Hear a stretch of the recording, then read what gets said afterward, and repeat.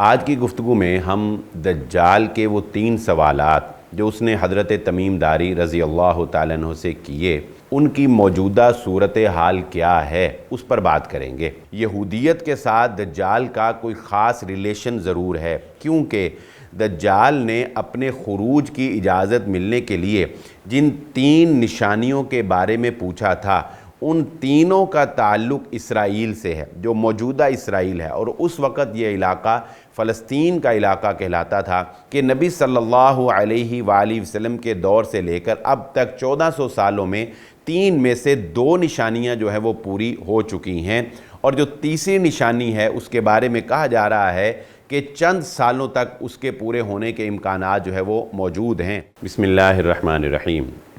ہماری گفتگو سلسلہ وار علامات قیامت میں امام مہدی سے لے کر قیامت کے قائم ہونے تک جاری ہے۔ آج کی گفتگو میں ہم دجال کے وہ 3 سوالات جو اس نے حضرت تمیم داری رضی اللہ تعالیٰ عنہ سے کیے، ان کی موجودہ صورتحال کیا ہے اس پر بات کریں گے۔ یہ بات بھی اللہ رب العزت کی نشانیوں میں سے ایک نشانی ہے کہ جن صحابی کی دجال سے ملاقات کروائی گئی وہ کوئی اتفاقی ملاقات نہیں تھی، بلکہ اللہ رب العزت نبی صلی اللہ علیہ وآلہ وسلم کے ذریعے سے امت محمدیہ صلی اللہ علیہ وآلہ وسلم کو دجال کے بارے میں باخبر کرنا چاہتے تھے۔ چنانچہ اسی صحابی کی ملاقات دجال کے ساتھ کروائی گئی جو فلسطین کے علاقے کے رہنے والے تھے، جہاں پر موجودہ اسرائیل کا قیام 1948 کے اندر عمل میں لایا گیا ہے۔ ظاہری سی بات ہے کہ اگر کوئی اور صحابی جو مکہ، مدینہ یا کسی اور عرب جگہ کے رہنے والے ہوتے تو ان سے دجال یہ سوالات کرتا تو ان کو ان علاقوں کی حقیقت کے بارے میں علم نہیں ہونا تھا، اس لیے اسی صحابی کا انتخاب کیا گیا جو اس علاقے کی معلومات رکھتے تھے۔ یہ بات بھی غور طلب ہے اور اس پر سوچنے کی ضرورت ہے، اور اگر آپ اس بارے میں کسی نتیجے پر پہنچیں تو ہمیں ضرور آگاہ کیجئے گا کہ دجال کا اسرائیل کے ساتھ کوئی خاص کنیکشن ضرور ہے، یہودیت کے ساتھ دجال کا کوئی خاص ریلیشن ضرور ہے، کیونکہ دجال نے اپنے خروج کی اجازت ملنے کے لیے جن 3 نشانیوں کے بارے میں پوچھا تھا، ان تینوں کا تعلق اسرائیل سے ہے، جو موجودہ اسرائیل ہے، اور اس وقت یہ علاقہ فلسطین کا علاقہ کہلاتا تھا، یا شام کو اگر ہم کنسیڈر کریں تو یہ سارا علاقہ جو ہے یہ شام ہی کے انڈر آتا تھا۔ تو دجال نے انہی 3 علاقوں میں پائے جانے والی 3 نشانیوں کے بارے میں پوچھا، اور یہ تینوں مقامات جس کے بارے میں دجال نے پوچھا وہ اس وقت اسرائیل کے اندر ہیں اور اسرائیل کے انڈر میں ہیں۔ سب سے پہلے دجال نے حضرت تمیم داری رضی اللہ تعالیٰ عنہ سے پوچھا کہ بیسان کے نخلستان کے بارے میں مجھے خبر دو، یعنی وہاں پر پھل ہیں یا کہ نہیں ہیں، وہ باغات جو ہیں وہ بیسان کے باغات وہ پھل دے رہے ہیں یا نہیں دے رہے۔ حضرت تمیم داری رضی اللہ تعالیٰ عنہ نے بتایا کہ وہاں پر پھل ہو رہے ہیں۔ دجال نے کہا کہ وہ وقت آئے گا کہ جب یہ زمین پھل دینا ختم کر دے گی، یعنی یہ دجال کے خروج کی ایک پہلی علامت ہوگی۔ آئیے اب ہم دیکھتے ہیں کہ اس وقت بیسان کے باغات کی موجودہ صورتحال جو ہے وہ کیا ہے۔ بیسان ریاست اسرائیل کے شمال میں واقع ایک چھوٹے درجے کا مگر تاریخی اعتبار سے ایک اہم شہر ہے۔ یہ شہر چونکہ دریائے اردن اور وادی جزریل کے درمیان واقع ہے، اس لیے اسے اپنے محل وقوع کے لحاظ سے خاصی اہمیت حاصل ہے۔ خلافت عثمانیہ میں یہ شہر اسلامی حکومت کا حصہ رہا، جبکہ 1922 میں برطانوی حملے کے بعد یہ علاقہ فتح ہوا اور 1948 میں یہودی ریاست اسرائیل کا قیام عمل میں لایا گیا تو یہ شہر اسرائیل کے قبضے میں چلا گیا۔ آج تک اس شہر پر اسرائیل کا قبضہ ہے۔ دجال نے حضرت تمیم داری رضی اللہ تعالیٰ عنہ سے اسی شہر کے درختوں پر پھل آنے سے متعلق دریافت کیا تھا، اور آج فلسطین کا یہ تاریخی شہر اپنی جغرافیائی اہمیت دن بدن کھو رہا ہے، اور آبادی بڑھنے کے ساتھ ساتھ یہاں وسائل کی قلت درپیش ہے، جس کی وجہ سے بیسان انسانی مداخلت کی وجہ سے اپنی قدرتی توانائی اور وسائل کھو چکا ہے۔ جن درختوں اور جن پھلوں کا ذکر ہوا یہ کھجور کے درخت تھے جو صدیوں سے اس علاقے میں تھے، اور یہ علاقہ کھجور کی وجہ سے مشہور تھا۔ اب یہاں کھجوروں کے درخت ختم ہو گئے ہیں اور کھجور کی پیداوار نہیں ہوتی، تو بسان کے باغات جو ہیں انہوں نے پھل دینا چھوڑ دیا۔ اس سے ہمیں یہ پتہ چل گیا کہ دجال کے خروج کی ایک نشانی جو اس نے کہی تھی کہ یہ باغات پھل دینا ختم کر دیں گے، وہ نشانی پوری ہو چکی۔ اب آتے ہیں دوسری نشانی کی طرف۔ دوسری نشانی دجال نے حضرت تمیم داری رضی اللہ تعالیٰ عنہ سے یہ پوچھی تھی کہ تبریہ کی جو دریا ہے یا اس کی جو ایک بہت بڑی جھیل ہے اس کے بارے میں مجھے خبر دو، یعنی اس کے بارے میں وہ یہ پوچھنا چاہتا تھا کہ وہاں پر پانی موجود ہے یا وہاں پر پانی موجود نہیں ہے۔ حضرت تمیم داری رضی اللہ تعالیٰ عنہ نے اس وقت یہ خبر دی تھی کہ وہاں پر پانی بالکل موجود ہے۔ پھر دجال نے کہا کہ ایک وقت آئے گا جب وہ جھیل جو ہے وہ خشک ہو جائے گی اور وہاں پر پانی جو ہے وہ نہیں رہے گا۔ اب دیکھتے ہیں کہ موجودہ اس دوسرے سوال کی جو موجودہ صورتحال ہے وہ کیا ہے۔ تبریہ کی جھیل کا محیط تقریباً 53 کلومیٹر ہے، اس کی لمبائی 21 کلومیٹر اور چوڑائی 13 کلومیٹر ہے۔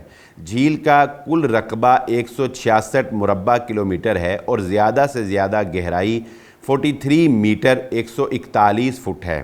بحیرہ تبریہ کو بیشتر پانی دریائے اردن سے حاصل ہوتا ہے جو شمال سے جنوب کی طرف بہنے والا دریا ہے۔ اطلاعات یہ ہیں کہ یہ جھیل کافی حد تک سوکھ چکی ہے اور پانی کی سطح اس حد تک آ چکی ہے کہ اس میں جزیرہ نمودار ہو چکا ہے۔ 2004 میں جو جھیل پانی سے بھری تھی اب وہاں پانی ڈیڈ لیول تک گر چکا ہے۔ اسرائیل کے لیے یہ اس قدر اہم ہے کہ اسرائیل اس کے پانی بڑھنے گھٹنے کا مکمل ریکارڈ رکھتا ہے۔ اسرائیل شدید پریشانی میں ہے کیونکہ اسی جھیل سے اسرائیل کے ایک بڑے حصے کو میٹھا پانی فراہم کیا جاتا ہے، لیکن چونکہ دریائے اردن جس سے تبریہ کو پانی ملتا ہے وہ بھی قریب قریب خشک ہو چکا ہے۔ کہا جاتا ہے کہ کل تک جو ایک بہت بڑا دریا تھا آج وہ ایک چھوٹی سی نہر کی شکل اختیار کر گیا ہے، اور اس میں سینکڑوں گڑھے بن چکے ہیں جو انتہائی گہرے ہیں، اور اس دریا کا پانی ان گڑھوں میں جا رہا ہے۔ اب تک ایسے 3050 کے قریب گڑھے بن چکے ہیں اور پانی ان گڑھوں میں گم ہوتا جا رہا ہے۔ اس لیے نہر سویز سے ایک رابطہ نہر بحیرہ مردار تک کھودی جا رہی ہے۔ واضح رہے کہ بحیرہ احمر بحیرہ مردار سے 400 سے 420 میٹر تک اونچا ہے۔ اس نہر کے علاوہ بحیرہ احمر یا بحیرہ قلزم کو بحیرہ مردار کے ساتھ پائپ لائن کے ذریعے جوڑنے کا منصوبہ ہے، لیکن ایک چیز پھر بھی آڑے آ رہی ہے کہ یہاں جتنا پانی آ جائے یہ بنے ہوئے بڑے بڑے گھڑے اس پانی کو نگل جاتے ہیں، تو قریب قریب یہ نشانی بھی پوری ہو چکی ہے۔ یعنی دجال نے جو دوسری نشانی حضرت تمیم داری رضی اللہ تعالیٰ عنہ سے پوچھی تھی وہ مکمل طور پر تو اس وقت پوری نہیں ہوئی، لیکن اس جھیل کا پانی بالکل ریڈ لائن جو ہے اس سے نیچے جا چکا ہے اور بہت جلد جو ہے وہ پانی خشک ہو جائے گا۔ اور جیسا کہ ہم نے سنا کہ اس میں ایک بہت بڑے بڑے گڑھے بن چکے ہیں اور بالکل سمجھ نہیں آتی کہ یہ پانی کہاں جاتا ہے، اور بغیر کسی وجہ کے وہ پانی جو ہے وہ خشک ہو رہا ہے۔ تیسرا سوال جو دجال نے کیا وہ زغر کے چشمے کے بارے میں تھا۔ اس وقت اس چشمے کی کیا صورتحال ہے وہ بھی ہم سنتے ہیں۔ زغر ایک شہر ہے شام کے علاقہ میں۔ زغر ایک خاتون کا نام تھا جنہوں نے یہ شہر آباد کیا تھا۔ یہ حضرت لوط علیہ السلام کی صاحبزادی تھیں، ان کے نام پر اس شہر کا نام رکھا گیا۔ یہاں ایک مشہور چشمہ ہے۔ اس کی تفصیل کچھ یوں ہے کہ حضرت عبداللہ بن عباس رضی اللہ تعالیٰ عنہ فرماتے ہیں کہ جب اللہ نے قوم لوط کو ہلاک کرنے کا فیصلہ فرمایا تو حضرت لوط علیہ السلام کو سدوم کی بستی سے نکل جانے کا حکم دیا۔ یہ وہی بستی ہے جو اس پر اللہ رب العزت نے عذاب نازل کیا تھا۔ چنانچہ حضرت لوط علیہ السلام اپنی 2 صاحبزادیوں کو لے کر یہاں سے روانہ ہو گئے۔ حضرت لوط علیہ السلام کی دوسری صاحبزادی کا نام زغر تھا۔ جب ان کا انتقال ہوا تو ایک چشمے کے پاس ان کو سپرد خاک کر دیا گیا۔ اس چشمے کا نام اس بیٹی کی نام کی مناسبت سے زغر مشہور ہو گیا۔ ابو عبداللہ نے معجم البلدان میں زغر کو بحیرہ مردار کے مشرقی جانب بتایا ہے۔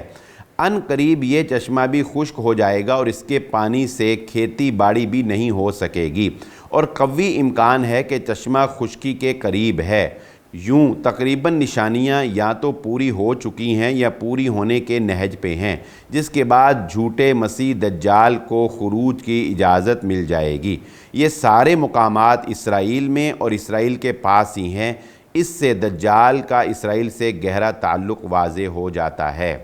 جی تو یہ تیسری نشانی جو زغر کے چشمے کے بارے میں ہے، یہ ابھی مکمل طور پر پوری نہیں ہوئی، یعنی زغر کا چشمہ جو ہے وہ ابھی خشک نہیں ہوا، اور موجودہ صورتحال میں وہ خشکی کے قریب بھی نہیں ہے۔ لیکن ظاہری بات ہے کہ جس طرح سے پہلی دو نشانیاں جو ہیں وہ پوری ہو چکی ہیں، اس طرح سے یہ نشانی بھی پوری ہوگی، اور جب زغر کے چشمے سے پانی آنا بند ہو جائے گا تو یہ تیسری نشانی پورے ہوتے ہی دجال کے خروج کی اجازت اسے دے دی جائے گی۔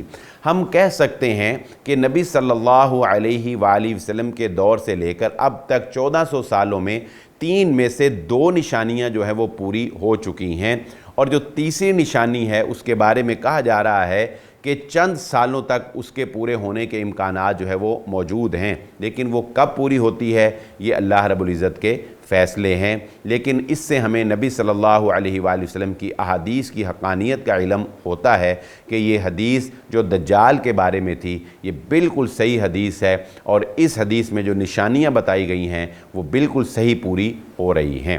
ہماری گفتگو سلسلہ وار اسی بارے میں جاری رہے گی کہ علامات قیامت امام مہدی سے لے کر قیامت کے قائم ہونے تک کیا ہیں۔ اسی کے ساتھ اجازت دیجیے، آئندہ مزید تفصیلات کے ساتھ نئے پروگرام میں حاضر ہوں گے۔ اللہ حافظ۔